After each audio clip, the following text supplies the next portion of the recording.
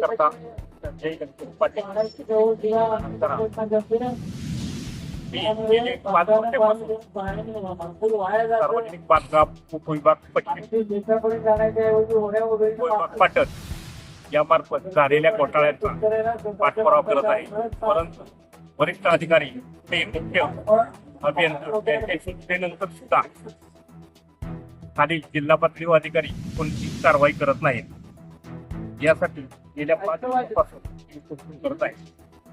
यामध्ये मोठ्या प्रमाणात घोटाळा झाला आहे. साखर घोटाळा 60 कोटी रुपयाचा निधी होता, पण त्याची फक्त 50% रक्कम केली आहे. इतर जुन्या झालेल्या कामावरच पैसे उचलले गेले आहेत आणि मला माहिती देताना 3 वर्ष लावली.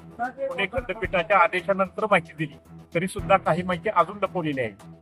त्याच्यानंतर पुन्हा मी अर्ज केला आहे, पण तीही माहिती मला मिळत नाही.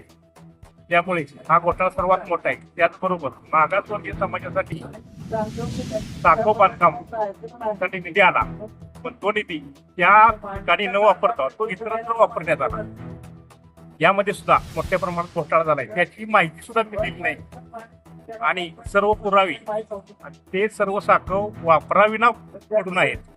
असा उपयोग पैशाचा झालेला आहे. त्याची वसुली अधिकाऱ्यांच्या पगारातून माझी इच्छा आहे. कोल्हापूर जिल्ह्यामध्ये अशा प्रकारचा घोटाळा झाला होता. जिल्हाधिकाऱ्यांनी त्याची वसुलीची आदेश दिले नाही.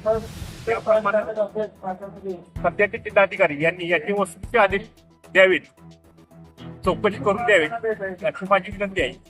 त्याचबरोबर रोजगार हमी योजनेमध्ये मोठ्या प्रमाणात भ्रष्टाचार झाला आहे. कोणताही मजूर न घेता अगोदर काम करायचं, परत बोगस मजूर दाखवायची, अशा प्रकारचा उद्योग पाटण तालुक्यामध्ये चालू आहे. जवळजवळ 17 कोटीच्या कामामध्ये सर्व मजूर बोगस दाखवून पैसे उचललेले आहेत. याची चौकशी होऊन जो केंद्राचा निधी आहे तो परत केंद्राला पाठवण्याची व्यवस्था करावी, यासाठी मी उपोषण करत आहे. गेले 5 दिवस झाले तुम्ही उपोषण करताय. प्रशासनाच्या अधिकाऱ्यांनी तुमची दखल घेतली? उपोषण करतोय, परंतु अद्याप प्रशासनानं कोणतीही दखल घेतली गेली नाही.